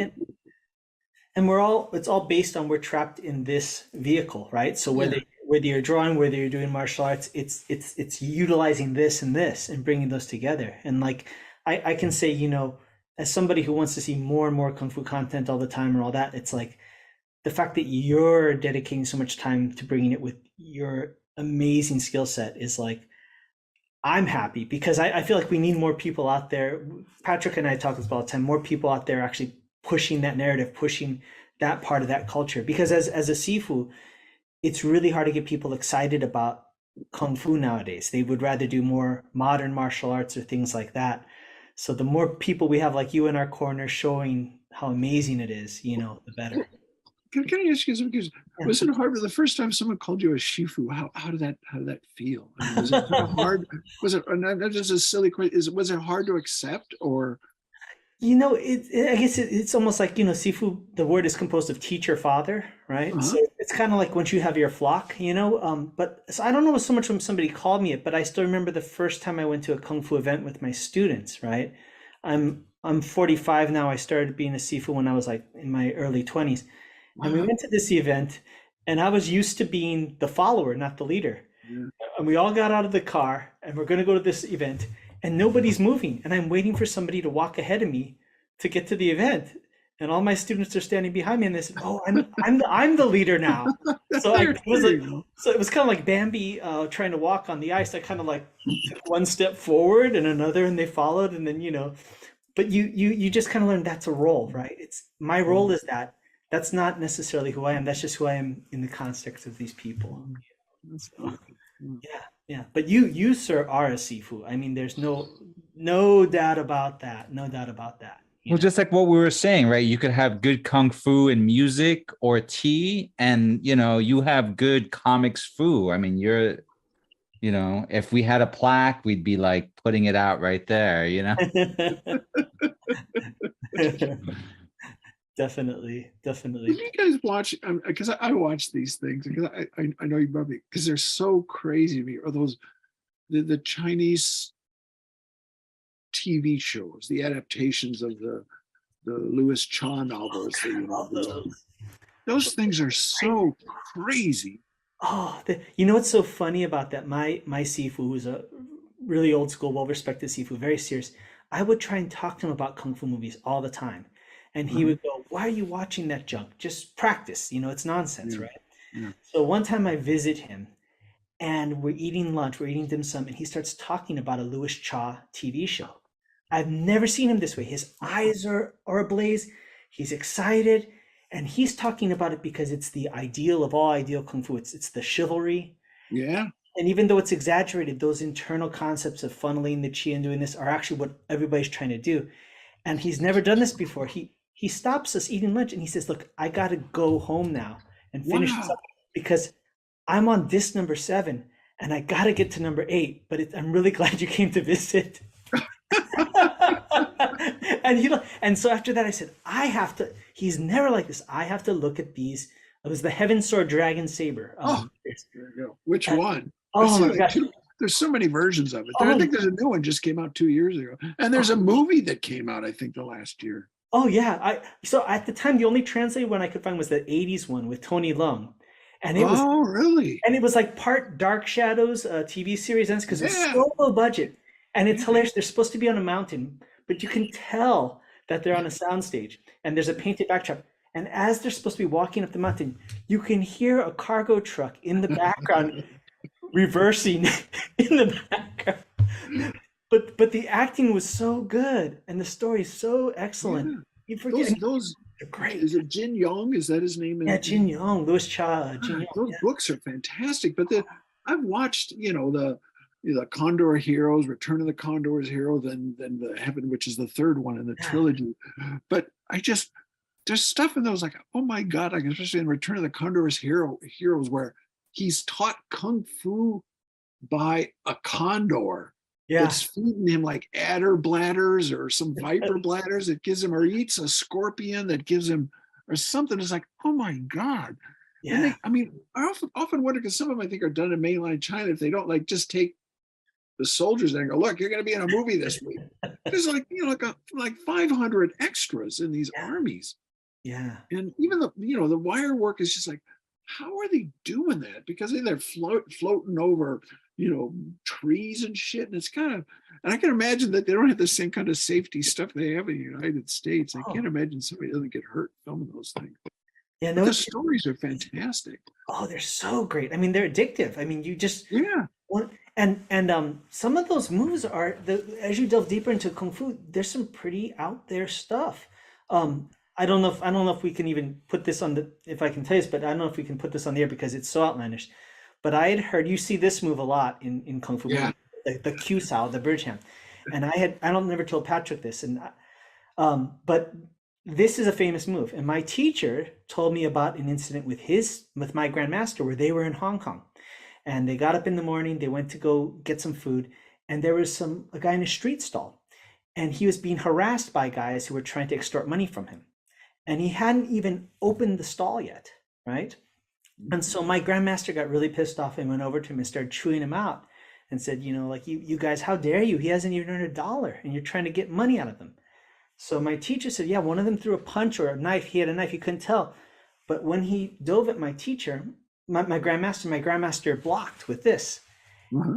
And he shot the guy about 10 feet back, and the guy just slid across the street. And then they ran away. So I bookmark that, and we always say in Kung Fu, the older generation had it, the current generation, it's a bygone era.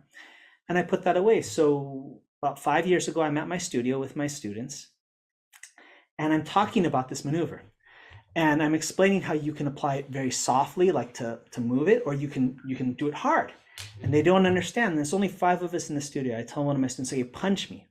I'm going to explain to you how you do it hard. And as he's punching and the punch is coming at me, I throw it up and I connect with him. And there's this noise. It sounds like a wet towel slapping on concrete. And I'm kind of confused because I've never heard that sound. I notice his eyes get really big. And then for some reason, his bangs start going forwards like this. And I said, what's going on? God.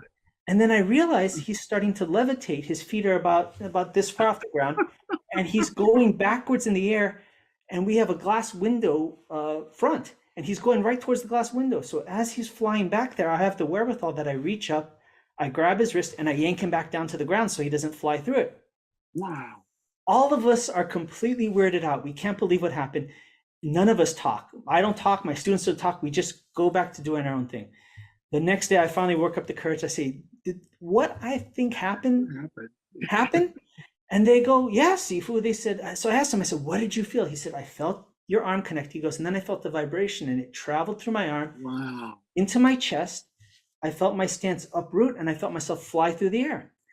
So first of all, I go, wow, that's amazing. I got to be there for it, And second of all, I go, well, my grandmaster put somebody 10 feet away. If I had just let him go through the window, we could have measured it, right? And seen if I matched up.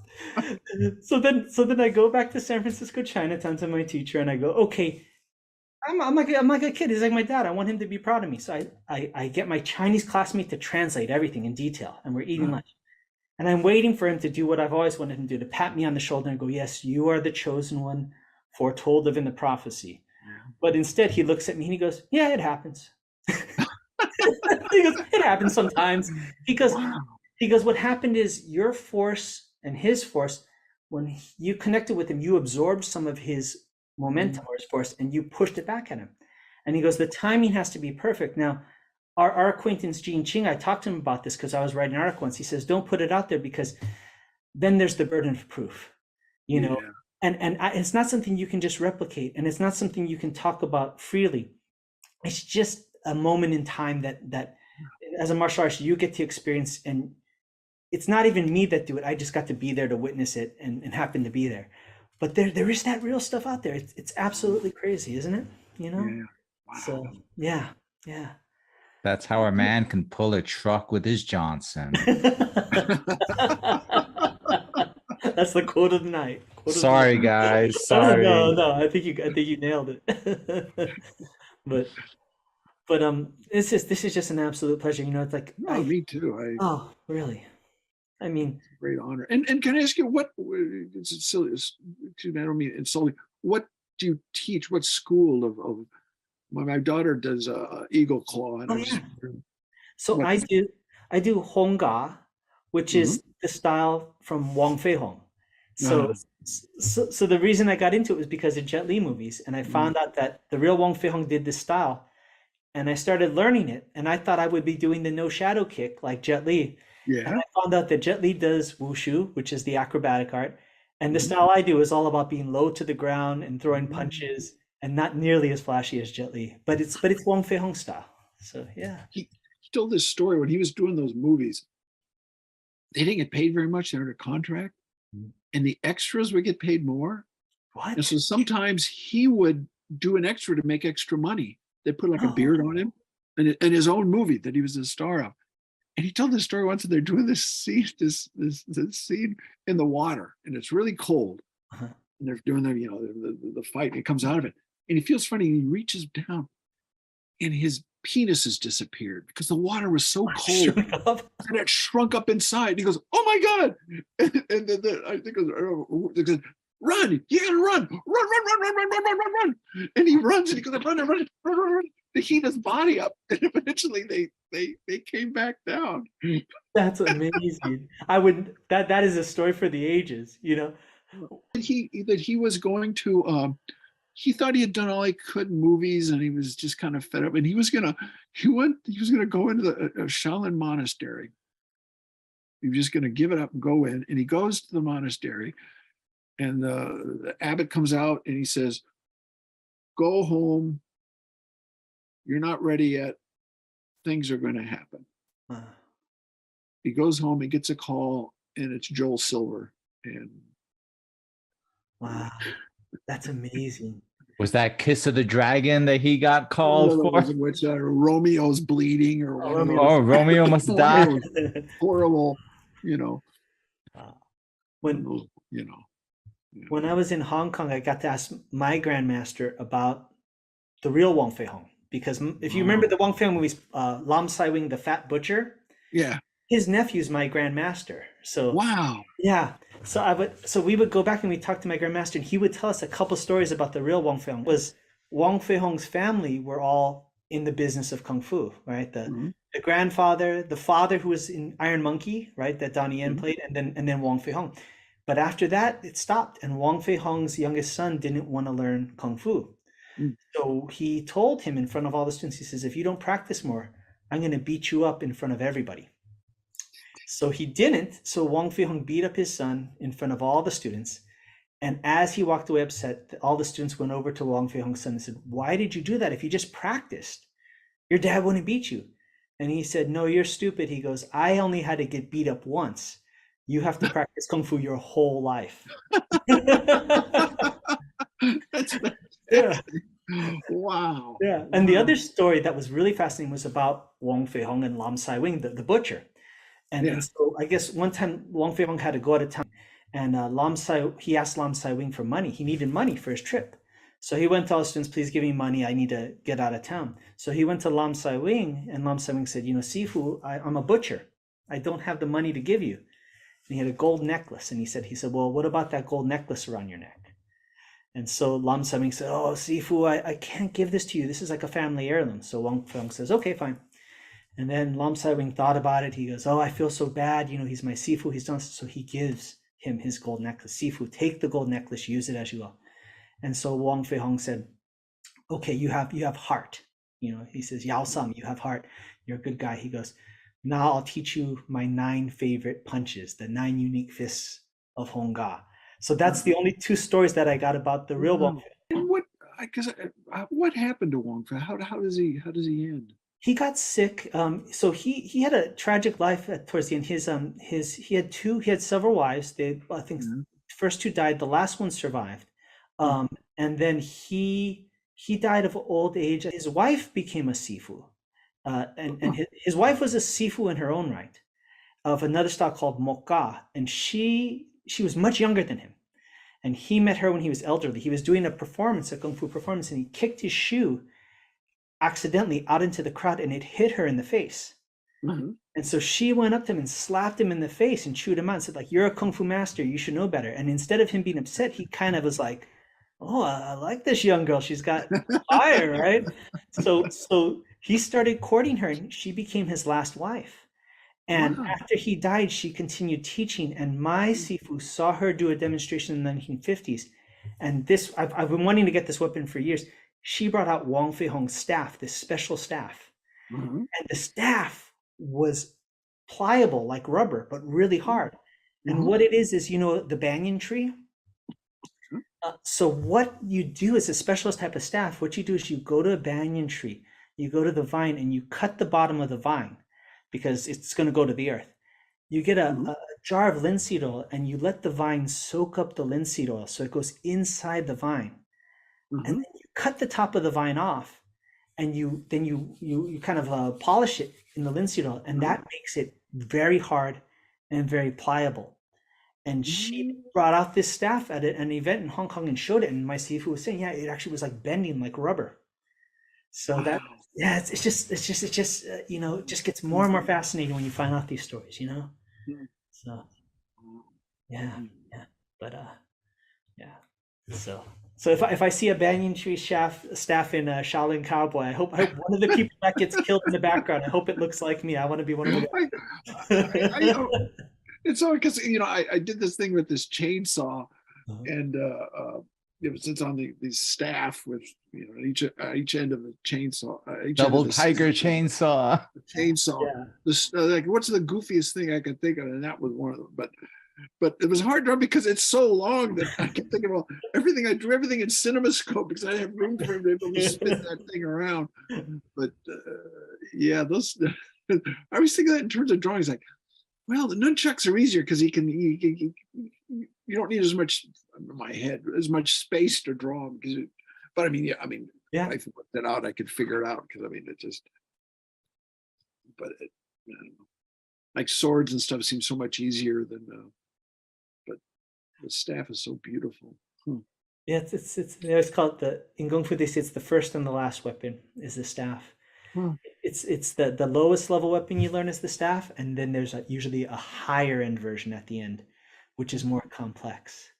I have and I've never watched it because it's all in Chinese, but it's Wu Ping did one of those TV shows, and it's a Wang Fei Hung show. Oh wow! And I don't think it's ever been translated, because he did that in between. He had finished The Matrix, and he went and he did that show. Wow. And I think it's with Vincent Zhao, who played him in like a couple movies before Jet Li came back, 1 or 2. And 4, I think he was in like 4 and 5. I think. Yeah. When I went to Hong Kong to meet my grandmaster, it was like the best moment. I was training in his school in Hong Kong in this tiny place, and that TV show was playing on the TV, and I was training, and the theme song came on. And it's like a tear falls from the eye. It's like, oh, this is the dream. Exactly why I wanted to have this conversation together, because I knew we could go deeper than the typical, what have you got in store for issue 6, right? We wanted to get into the deep stuff. Yeah. But seriously, I've been a fan of your work for, I used to work in comic books as a teenager, and I've been a fan of your work forever. And so it is like it's just an absolute treat. When Patrick said he was going to help coordinate this, it was like it's a dream come true. Yeah, because Patrick, you had written me, but I don't work with David Hyde. I didn't ask because and I thought, well, I don't know, because we had talked already. I didn't know what we were going to talk about, but then when the person from Clara from Dark Horse explained, oh yeah, that'd be fun. I really wanted to meet you. And Thank you. Yeah. Well, it was also right around the time that you were doing some traveling, right? There was a few French festivals. I went to Japan for a few weeks, and yeah. So I mean, I was reaching out to you, as a buddy, but then I was also like, this is kind of a good enough thing that let me try and make it happen through channels. You got another book coming out? You're working on another one? Me personally, I have volume 2 in the works right now. Cool. It's going to be 100 pages rather than the 69. Wow. So I'm going for it. And Curtis also Curtis also has a comic. Yeah. Oh, really? Yeah, actually I have it here. He sent me an ARC too. Look at that. Boom. Yeah, it's my advance code. Good job, Patrick. Yeah, so where can I find it? I can mail you an advance copy if you're ever so inclined. I'd be happy. I'd love to have one. Yeah, that would be an absolute privilege. Yeah, it's all the kung fu stuff that I know and techniques and all that kind of stuff, and I enjoy it.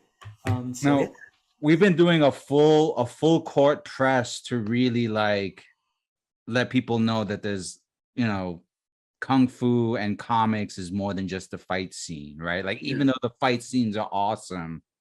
So that's why my comic is kind of aimed for younger readers to get those white belts to start understanding, the whys behind it. And then Curtis is just tackling it for here's the comic, here's the action, but then here's the legit kung fu behind it that he's allowed to tell, because the stuff he's not allowed to tell. Well, your daughter's making a name for herself in the arts too. She's kind of she works out on we moved here to be closer to her, and then she got a job at the studio that does you ever seen Futurama? Yeah, love it. Repeat. I have a Bender head right up there on my bookshelf. She does character design on that show. They're bringing it back. She's been working on it. She worked on this other Matt Groening thing called Disenchantment. Yes. Lots. The Miss, I tell you, Geof, the Miss is going to be thrilled at news of more Futurama. So thanks for that. Yeah. That's great. I think it's going to be on Netflix is what it's going to be. Oh, cool. Yeah, so she's But I would go to tournaments with her. It was really interesting because most of the tournaments that they would have, everyone was, except for the kids from Brazil. It was like a football game. They'd be blowing whistles and music and this and that. I go, wait a minute, this is going to be a little more. It's going to show a little more respect, but it was a different thing. But they were it was a whole different vibe with them. They're really good. They're really very good. But it was more like an American football game to them. I'm a little, maybe I'm just corny, but I think a little more. Well, I mean, tournaments in the US aspire to have that level of energy, Definitely. But yeah, I've seen Brazilian competitors, and it's like a soccer game. I mean, they are so passionate and loud. Yeah. And sometimes they're shouting Portuguese while the person's in the middle of the film. Yeah, it threw me off the first time, but I actually appreciate. They're just so passionate. You kind of exactly. It was I was shocked by it at first too, because everything was always just so respectful and. Yeah. I remember at Hanna-Barbera, there was this guy that had studied martial arts in the Philippines. He was a really goofy character, and I was really interested in martial arts, and so I'd say, "Yeah, you learned this and you learned this," and supposedly he learned it from some tribe in the Philippines and this and that. And he's going. And he started talking about it. He goes about using martial arts. He goes, well, why did you learn it? He goes, because it's great for busting heads. And I said to him, well, his name was Tim. I said, well, Tim, I thought the whole object of it was to have it and not have to use it and not to hurt people. He goes, oh yeah, that too. He said, okay. So he goes, oh, so I said one time, I said, so show me what would you know how to defend yourself against someone with a sword? Goes, oh yeah. I said, really? Yeah. He goes, pick up that stick. I pick up the stick. He goes, now you just try and hit me with that stick and you'll see what happens. I go, so I swing the stick at him, and I just miss hitting him in the eye with this stick. Oh my gosh. And he's like, Sean, I felt so bad. Oh my God. He goes, I wasn't ready. I said, well, you told me to hit you with the stick. And so I did it. But, I was like, well, I guess maybe you couldn't do much against the sword after all. He was quite an odd character. You're probably the last guy that probably should know any martial arts because he would get into fights and hurt people. He was pretty crazy. But that's funny. Mobius did that once. He got stopped by the cops. He got stopped by some guys. And he just started doing these like poses that they didn't see in a kung fu movie, and it scared the people off. They thought he knew what he was doing. I heard he did Tai Chi. I heard that he did Tai Chi for a while. A little bit, yeah. Wow. He was quite a character. I saw a drawing of somebody doing Tai Chi that he did just once, and when I was in Paris, I got some obscure art book of his. And it was beautiful to see a Tai Chi. I mean, it was just like, oh, yeah. But that's amazing stuff. But well, I should kept you guys up too late. Yeah. This was just an absolute pleasure. Thank you so much. Me too. Thank you so much for taking the time and the interest and your very kind words. And hope we can stay in contact. Definitely. I'll let since Patrick's in contact with you, when and if you'd like, I'd be happy to send this to you. And I'll give. I don't know. Do you have my address, Patrick? I do have. If it hasn't changed, if I can get his information, I can just send it to him directly. If you send me your email or whatever. Yeah, I'll put us all together in one email, and Geof, I have to thank you profusely for just taking the time out.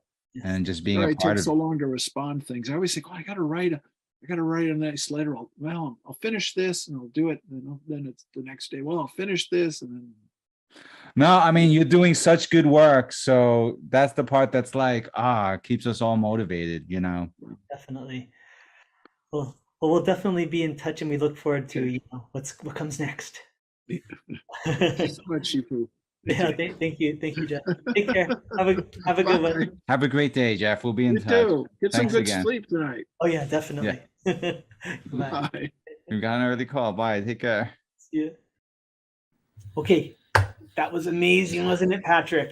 Can you imagine how much fun it would be to hang out at a cafe in Europe? Oh my gosh, totally. Just drinking espressos and talking anything really with him. Totally. And so humble. I mean, so humble, so generous, so nice. I'll be honest, I was a little intimidated, but he just completely made me feel right at home, and just what a giving person, what a talented artist and amazing person. So thank you so much to him. Thank you to Dark Horse Comics for helping us secure this. Special shout out to the team at Dark Horse who really helped bridge that gap and bring us all together. So thank you so much. So definitely. So that kind of winds the show down. Just quick updates. Shadow Ghost and Tiger's Tail still on Kickstarter for a few more days. We're in that final stretch. So please do consider making a pledge and checking us out. You can just go do a search for the word Shadow Ghost on Kickstarter. You'll find my campaign. Feel free to make a pledge. Feel free to share both if you can. That would be great. But we really appreciate your support. And Patrick, if you want to just kind of give people a little information about where they can find Tiger's Tail and how you're going to wind down the campaign. Definitely. So Tiger's Tail concludes its campaign Tuesday, February 21st. I had to check that. Can you believe it? Tuesday, February 21st. Yes. 9 p.m. So please check us out. And without further ado, I think we'll go ahead and call it a night. And we'll finish with our end credits. Does that sound good to you, Patrick? That sounds perfect. Thanks again to everyone who's been a part of this crazy journey. We hope you've enjoyed what we've been putting out there. And we hope you come back for more. Definitely. We'll see you folks soon. Thank you.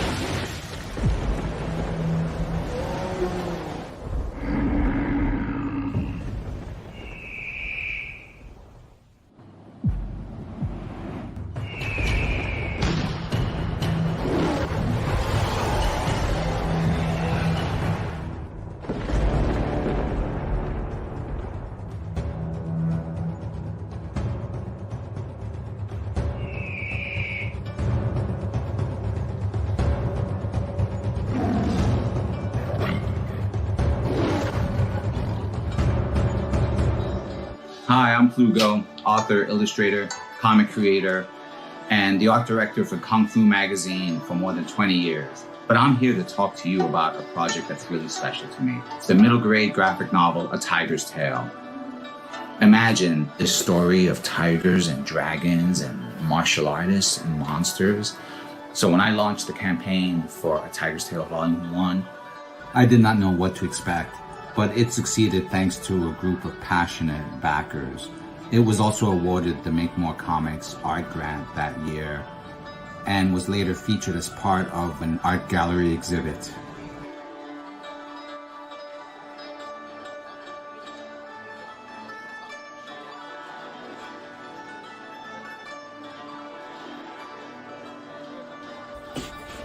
And that's why I'm coming to Kickstarter, to cover production fees, printing, copy editing, things like that.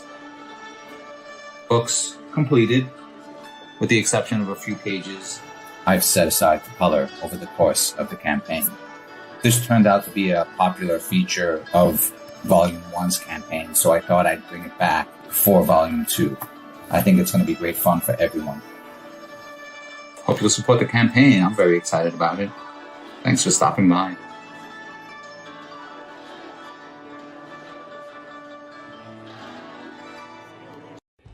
As a kid, I loved Kung Fu movies. So I went to Chinatown, trained with a wise teacher, and became a Kung Fu master.